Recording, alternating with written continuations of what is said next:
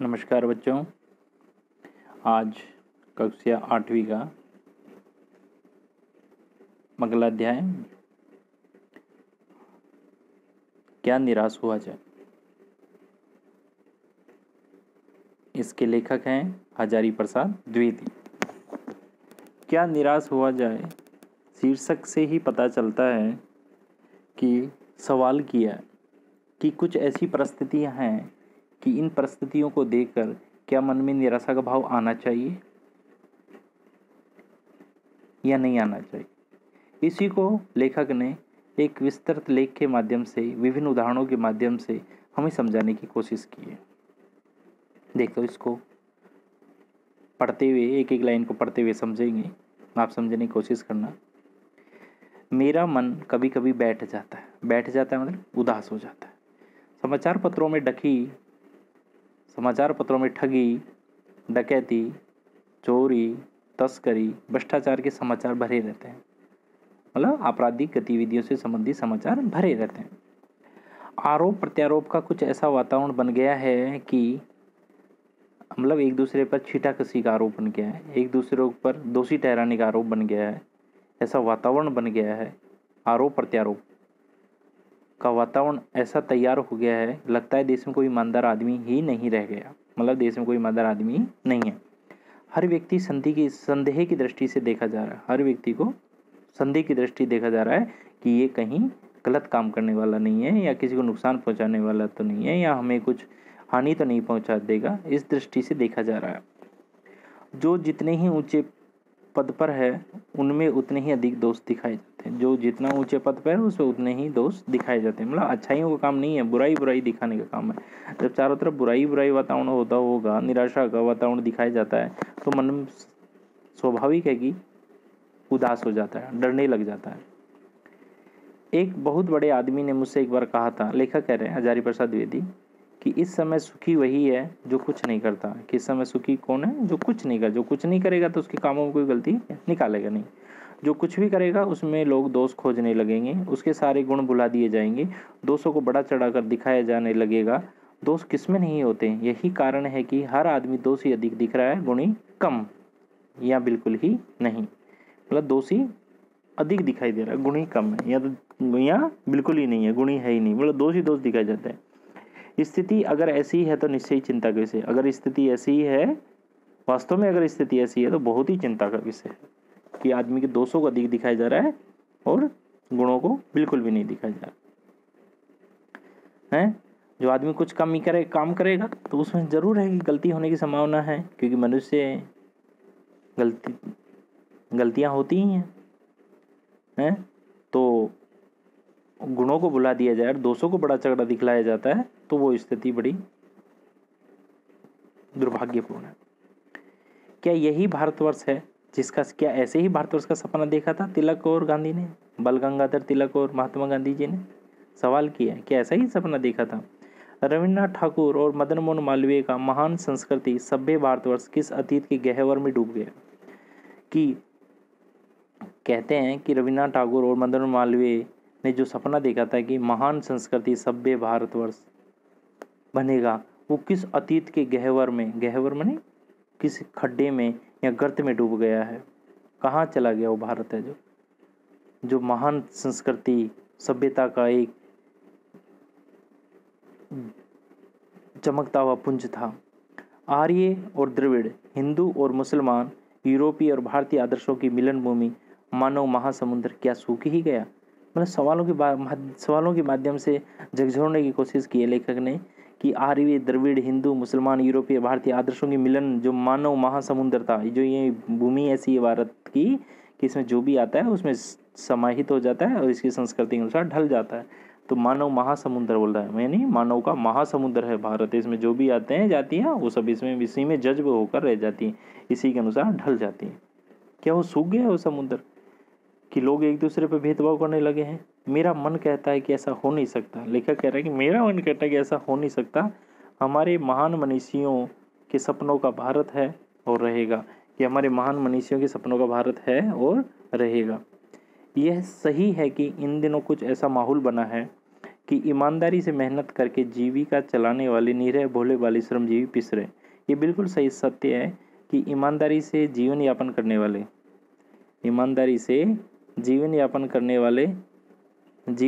करने वाले भोले भाले श्रमजीवी पिस रहे हैं, और झूठ और फरेब का, जो धोखे और फरेब का व्यवहार करने वाले हैं, रोजगार करने वाले हैं वो फल फूल रहे हैं, वो ऊंचाइयों पे जा रहे हैं, खुश सुख में जीवन व्यतीत कर रहे हैं। ईमानदारी को मूर्खता का पर्याय समझा जाने लगा है, ईमानदारी को मूर्खता का पर्याय समझा जाने लगा है। मतलब ईमानदारी किसका पर्याय बन गया? मूर्खता का बनाए पर्याय बन गया, क्योंकि ईमानदारी जीवन यापन करने वाले लोग बहुत कम हैं। बाकी सब फरेब और झूठ इनका रोजगार करते हैं, तो ईमानदारी से जीवन यापन करने वाले लोगों को जीवन बड़े कष्टमय पूर्ण होता है। तो ऐसे लोगों को, जीवन यापन करने वालों को क्या बोला है? मूर्ख बोला है यहाँ पर। सच्चाई केवल भीरू माने डरपोक, बेबस या नीलाचार लोगों के हिस्से पड़ी, मतलब सच्चाई ऐसे भीरू और बेबस लोगों के हिस्से में पड़ी है। ऐसी स्थिति में जीवन के महान मूल्यों के बारे में लोगों की आस्था, इन लोगों का विश्वास हिलने लगा है। मतलब ऐसी स्थिति आ जाती है कि ईमानदारी को मूर्खता का पर्याय समझा जाने लगा है, तो महान मूल्यों के प्रति लोगों की जो आस्था थी, जो विश्वास थी, वो हिलने लगी थी। भारतवर्ष ने कभी भी भौतिक वस्तुओं के संग्रह को अधिक महत्व नहीं दिया। उनकी दृष्टि से मनुष्य के भीतर जो महान आंतरिक गुण स्थिर भाव से बैठा हुआ है, वही चरम और परम है। कहते हैं कि भारत में जो सांसारिक भौतिक वस्तुएं, फिजिकल जो आइटम्स हैं, जो सुख सुविधा की चीज़ें, उनको संग्रह पर अधिक महत्व नहीं दिया। उनकी दृष्टि से मनुष्य के भीतर जो महान आंतरिक गुण स्थिर भाव से बैठा है, जो महान आंतरिक गुण स्थिर भाव से बैठा है, वही चरम है, वही सर्वोच्च है, वही परम है, वही मुख्य है। लोभ, मोह, काम, क्रोध आदि विचार मनुष्य में स्वाभाविक, ये सारे जो गुण हैं, जो ये विचार हैं, ये मनुष्य में स्वाभाविक रूप से विद्वान रहते हैं। लोभ, मोह, काम, क्रोध और आदि विचार मनुष्य में स्वाभाविक रूप से विद्वान रहते हैं, पर उन्हें प्रधान शक्ति मान लेना और अपने मन और बुद्धि को उन्हीं के इशारे पे छोड़ देना। किसके इशारे पे? लोभ, मोह, काम, क्रोध के वो छोड़ देना, ये बहुत बुरा आचरण है। मतलब यहाँ पूछा है कि बहुत बुरा आचरण क्या है?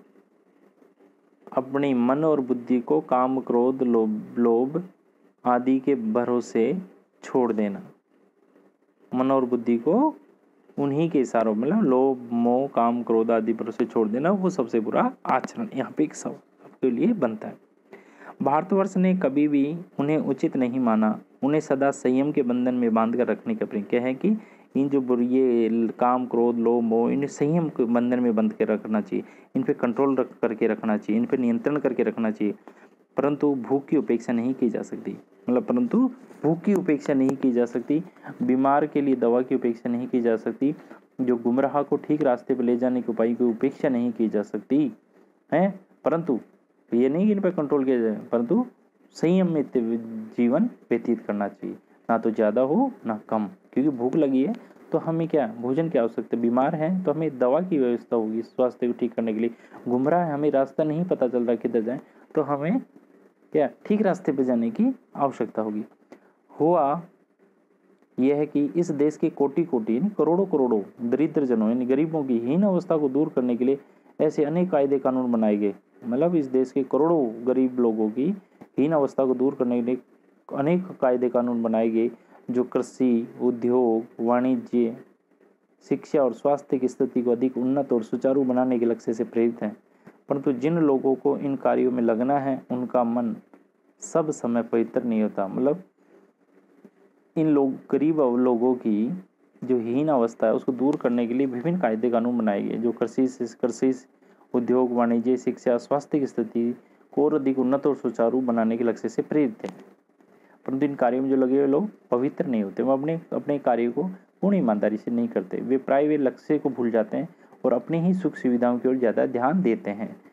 जो उन्हें लक्ष्य दिया गया था कि गरीब लोगों की सहायता करनी है, उनके जीवन स्तर को सुधारना है, उनकी आवश्यकताओं की पूर्ति करना है, उसको पूरी ना करके वो खुद की आवश्यक सुविधाओं की ओर ज़्यादा ध्यान देते हैं। ऐसे भारतवर्ष सदा कानून को धर्म के रूप में देखता आ रहा है। भारतवर्ष सदा क्या है? कानून को क्या मतलब धर्म के रूप में देखता आ रहा है। आज ये एकाएक धर्म और कानून में अंतर कर दिया गया। धर्म को धोखा नहीं दिया जा सकता, लेकिन कानून को दिया जा सकता है। मतलब आज किस्मत, पहले भारतवर्ष में कानून को धर्म के रूप में देखता आ रहा था। भारतवर्ष में कानून को धर्म के रूप में देखा जा रहा था, परंतु आज एकाएक कानून और धर्म में अंतर कर दिया गया है। धर्म को धोखा नहीं दिया जा सकता, कानून को दिया जा सकता है। यही कारण है कि जो लोग धर्मभीरू हैं, धर्मभीरू माने जिन्हें धर्म छूटने का डर रहता है, वे कानून की त्रुटियों से लाभ उठाने में संकोच नहीं करते। वे लोग धर्मभीरू हैं, वे कानून की त्रुटियों से लाभ उठाने में नहीं चूकते हैं। ठीक है, ठीक है। अधर्म से डरने वाला मतलब धर्मभीरू कौन होते हैं? जिसे धर्म छूटने का भय हो, यानी अधर्म से डरने वाले वो लोग हैं धर्मभीरू। ऐसे लोग क्या करते हैं? वे कानून की त्रुटियों से क्या लाभ उठाने से संकोच नहीं करते। कौन? अधर्म से, जिन्हें धर्म छूटने का भय रहता है या जिन्हें अधर्म से डरने वाले लोग हैं वो लोग कानून की त्रुटियों यानी कुछ कमियों से लाभ उठाने में संकोच नहीं करते हैं। तो वो कहते हैं कि धर्म को धोखा नहीं दिया जा सकता, लेकिन कानून को धोखा दिया जा सकता है। धर्मभीरू माने जिन्हें धर्म छूटने का भय हो, यानी अधर्म से डरने वाले लोग, वो कानून की त्रुटियों से लाभ उठाने संकोच नहीं करते। इस बात के पर्याप्त प्रमाण खोजे जा सकते हैं। समाज के ऊपरी वर्ग में चाहे जो भी होता रहा हो, भीतर भारतवर्ष अब भी अनुभव कर रहा है कि धर्म कानून से बड़ी चीज़ है। इस बात के पर्याप्त प्रमाण खोजे जा रहे हैं, मतलब कुछ तथ्य खोजे जा सकते हैं कि समाज के ऊपरी वर्ग में चाहे जो भी होता रहा हो, ऊपरी वर्ग में जो भी होता रहा हो, परंतु भीतर भारतवर्ष अब भी अनुभव कर रहा है कि धर्म कानून से बड़ी चीज़ है। अभी महसूस किया जा रहा है कि धर्म है जो कानून से बड़ी चीज़ है। अब भी सेवा, ईमानदारी, सच्चाई, आध्यात्मिकता के मूल्य बने हुए हैं। मतलब अब भी सेवा, ईमानदारी, सच्चाई और आध्यात्मिकता के मूल्य बने हुए हैं। वे दब अवश्य गए लेकिन नष्ट नहीं हुए। आज भी मनुष्य से प्रेम करता है, मतलब मनुष्य से प्रेम करता है, महिलाओं का सम्मान करता है, झूठ और चोरी को गलत समझता है, दूसरे को पीड़ा पहुंचाना पाप समझता है। हर आदमी अपने व्यक्तिगत जीवन में इस बात का अनुभव करता है। समाचार पत्रों में जो भ्रष्टाचार के प्रति आक्रोश है वह यही साबित करता है कि हम ऐसी चीज़ों को गलत समझते हैं और समाज में उन तत्वों की प्रतिष्ठा कम करना चाहते हैं जो गलत तरीके से धन और मान संग्रह करते हैं। इसीलिए ये समाचार छपते हैं कि उन प्रतिष्ठा कम करना चाहिए उन लोगों की जो गलत तरीके से धन और मान संग्रह करना चाहते हैं। आप देखिए, इसीलिए मतलब बुराई करने वालों की प्रतिष्ठा को कम करने के लिए इस तरह के समाचार छपते हैं। आप देखो, दोषों का पर्दाफाश करना मतलब दोषों को उद्घाटन करना बुरी बात नहीं है। बुराई यह मालूम होती है कि किसी के आचरण के गलत पक्ष को उद्घाटित करके उसमें रस लिया जाता है। मतलब किसी के उच्चारण के गलत पक्ष को उद्घाटित करके उसमें रस लिया जाता है और दोषों उद्घाटन को एकमात्र कर्तव्य मान लिया जाता है। बुराई में रस लेना बुरी बात है, अच्छाई में उतना ही रस लेकर उजागर न करना और भी बुरी बात है। सैकड़ों घटनाएं ऐसी घटती हैं जिन्हें उजागर करने से लोक चित्त में अच्छाई के प्रति अच्छी भावना जगती है। तो यहाँ पर बताया गया है कि दोषों का पर्दाफाश करना बुरी बात नहीं है, दोषों को उद्घाटन करना बुरी बात नहीं है। बुराई यह मालूम होती है कि किसी के आचरण के गलत पक्ष को उद्घाटित करके उसमें रस लिया जाता है। बुराई क्या है? किसी के आचरण के गलत पक्ष को उद्घाटित करने उसमें रस लिया जाता है, वो बुरी बात है। दोषों उद्घाटन को मतलब दोषों को प्रकट करना या पर्दाफाश करना एकमात्र कर्तव्य मान लिया जाता है, वो बुरी बात है। बुराई में रस लेना बुरी बात है, बुराई में रस लेना बुरी बात है, परंतु अच्छाई में उतना ही रस लेकर उजागर न कर, अगर अच्छाई को रस लेकर उजागर न करना और भी बुरी बात है। और बुरी बात क्या है? कोई अच्छा काम करता है तो उसमें रस नहीं लेकर उसे उजागर नहीं करना, वो और भी बुरी बात है। सैकड़ों घटनाएं ऐसी घटती हैं जिन्हें उजागर करने से मतलब सैकड़ों घटनाएं ऐसी घटती हैं आज भी जीवन में, संसार में, देश में, समाज में, जिनमें लोक चित्त में मतलब हमारे हृदय में एक अच्छाई के प्रति अच्छी भावना जगती है, मतलब हमारे में अच्छी सोच की भावना जगती है। आज भी ऐसी घटनाएं उजागर होती हैं, परंतु क्या करते हैं? उनको उजागर नहीं करते। ठीक है, तो यहाँ पर क्या है? दोषों को पर्दाफाश करना बुरी बात नहीं है। बुराई मालूम होती किसी के गलत पक्ष को, किसी के आचरण के गलत पक्ष को उद्घाटित करके उसमें रस लिया जाता है और दोषों उद्घाटन को एक मात्र कर्तव्य मान लिया जाता है, ये बुरी बात है। बुराई में रस लेना बुरी बात है, परंतु अच्छाई में रस लेकर उसे उजागर न करना और भी बुरी बात है। ठीक है, सैकड़ों घटनाएं ऐसी घटित होती हैं जिनमें लोक चित्त में अच्छाई के प्रति अच्छी भावना जगती। एक बार रेलवे स्टेशन पर टिकट लेते हुए गलती से मैंने 10 के बजाय 100 रुपये का नोट दिया और मैं जल्दी जल्दी गाड़ी में आकर बैठ गया। थोड़ी देर में टिकट बाबू उन दिनों के सेकंड क्लास के डिब्बे में हर आदमी का चेहरा पहचानता हुआ उपस्थित हुआ। उसने मुझे पहचान लिया और बड़ी विनम्रता के साथ मेरे हाथ में 90 रुपये रख दिए और बोला वह गलती हो गई। मतलब पहले के ज़माने, एक बार क्या बता रहा है लेखक कि रेलवे स्टेशन पर टिकट लेते समय मैंने 10 के बजाय 100 का नोट पकड़ा दिया। तो थोड़ी देर में टिकट बाबू आया ट्रेन में, क्योंकि उन दिनों में सेकंड क्लास के डिब्बे में बहुत हर आदमी का चेहरा पहचानता था, इतनी भीड़ नहीं होती थी। उसने मुझे पहचान लिया और बड़ी विनम्रता मेरे हाथ में 90 रुपये रख दिए। बोला ये बहुत बड़ी गलती हो गई थी, आपने भी नहीं देखा, मैंने भी नहीं देखा। उसके चेहरे पर विचित्र संतोष की गरिमा थी, मतलब इसे सेटिस्फैक्शन था कि मैंने उसका पैसा लौटा दिया। मैं चकित रह गया। लेखक कह रहा है कैसे कहूँ कि दुनिया में सच्चाई, मैं कैसे कहूँ इस उदाहरण को देकर कि मेरे साथ ऐसी घटना घटी थी, कैसे कहूँ कि सच्चाई ईमानदारी लुप्त हो गई। वैसी अनेक अवांछित घटनाएं भी हुई हैं, ऐसी अवांछित जो ऐसी इच्छा नहीं ऐसी घटनाएं भी हुई हैं, परंतु यह एक घटना ठगी और वंचना की अनेक घटनाओं से अधिक शक्तिशाली है। वंचना है नहीं, धोखा, अनेक ठगी और वंचना है कि अनेक घटनाओं से अधिक क्या है, शक्तिशाली है, अधिक शक्तिशाली है। एक उदाहरण ये बताया गया रेलवे स्टेशन का। दूसरा अलग उदाहरण है कि एक बार मैं बस से यात्रा कर रहा था, मेरे साथ मेरी पत्नी और 3 बच्चे भी थे और बस में कुछ खराबी थी, रुक रुक कर चलती थी। गंतव्य से कोई 8 किलोमीटर पहले ही एक निर्जन सुनसान स्थान में बस ने जवाब दे दिया और रात के कोई 10 बजे होंगे। बस में यात्री घबरा गए, कंडक्टर उतर गया और एक साइकिल लेकर चलता बना। लोगों को संदेह हो गया कि हमें धोखा दिया जा रहा है। क्या धोखा दिया जा रहा है कि अब लूटेंगे। बस में बैठे लोगों ने तरह तरह की बातें शुरू कर दी। किसी ने कहा यहाँ डकैती होती है, 2 दिन पहले ही इसी तरह एक बस को लूटा गया था, परिवार सहित अकेला मैं ही था। बच्चे पानी चिल्ला रहे थे, पानी का कहीं ठिकाना नहीं था, ऊपर से आदमी को डर समा रहा था। कुछ नौजवानों ने ड्राइवर को पकड़कर मारने पीटने का हिसाब बनाया। ड्राइवर के चेहरे पर हवाइयाँ उड़ने लगी, हवाइयाँ नहीं, घबरा गया बेचारा डर के मारे। लोगों ने उसे पकड़ लिया। वह बड़े कातर ढंग से मेरी ओर देखने लगा। बोला हम लोग बस का कोई उपाय कर रहे हैं, बचाइए, ये लोग मारेंगे। डर तो मेरे मन में था, पर उसकी कातर मुद्रा, ये तो बच्चों ये पेज नंबर 37 तक हमने पढ़ा है। आप इसे रीडिंग मारना, एक बार समझना कि सवाल किया गया कि क्या निराश हुआ जाए।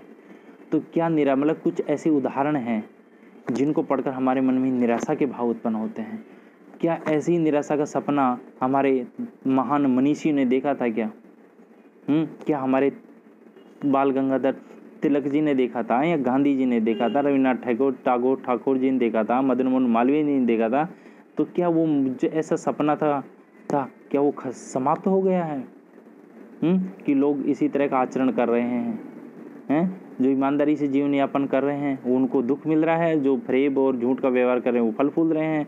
परंतु कहते हैं कि इनसे निराशागन फिर भी आज भी ईमानदारी, सत्य, सहयोग, भाईचारा, ऐसी भी जो मानवीय मूल्य हैं आज भी हमारे समाज में समाये हुए हैं। वो दब जरूर गए हैं परंतु नष्ट नहीं हुए। इसीलिए विभिन्न उदाहरणों के माध्यम से लेकिन समझाने की कोशिश किए गए हैं कि कुछ आज भी ऐसी अच्छी घटनाएं होती हैं जिनको सुनकर या पढ़कर या उनको उन घटनाओं से में खुद के सामने घटित होती हैं या किसी को सुनकर आपको बहुत अच्छा महसूस होता है, आपके मन में एक अच्छी भावना जागती है मन में। तो उनके बारे में बताया गया है। तो अर्थात हमें निराश नहीं होना है कि हमारे मानवीय मूल्य अभी दब जरूर गए पर गिरे नहीं हैं। हम उन मानवीय मूल्यों को उजागर करना, अच्छाइयों को उजागर करना, बुराइयों में रस नहीं लेना है। धन्यवाद बच्चों।